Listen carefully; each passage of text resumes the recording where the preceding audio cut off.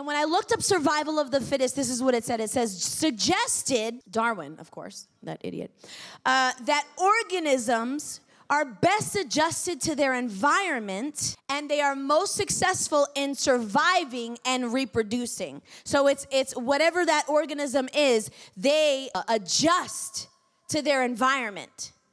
And they become successful because they adjust, they evolve. There's evolution that takes place. That's right. There's an evolution that takes place when you got saved. Can you say amen?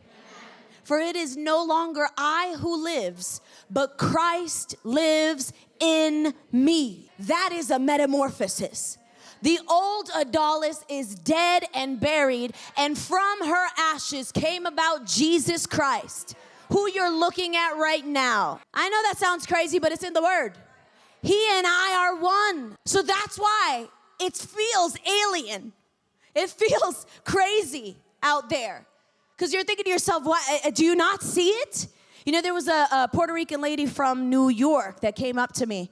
And she was like, man, I go to this church in Allentown with Pastor Cole McClenathan. Say that 10 times.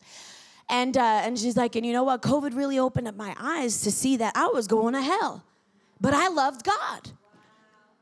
How could that have been? And then I hated Trump, she said. I hated the Republicans. I was a Democrat.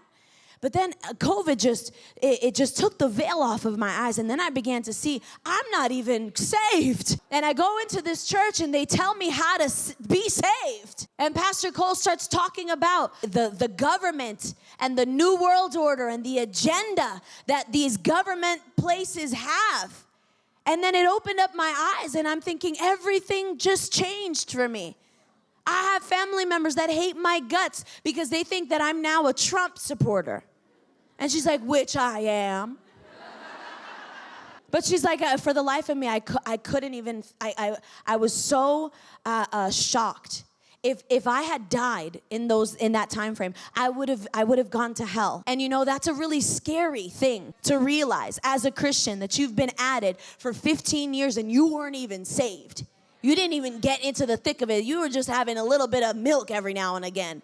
But you were emaciated. You were anemic. No one introduced you to the meat of the word. And you were going to hell in a handbasket.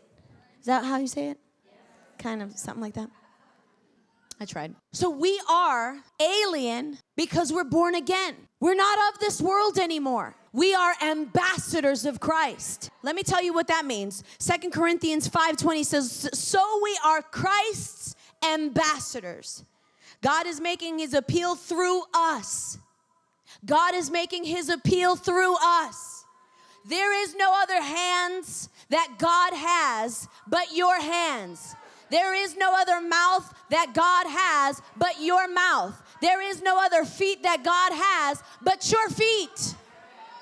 And he's called you to represent him. God is making his appeal through me. Say me. We speak for Christ when we plead, come back to God. That's a heavy weight. That's a big responsibility. People take that way too lightly, and it shows.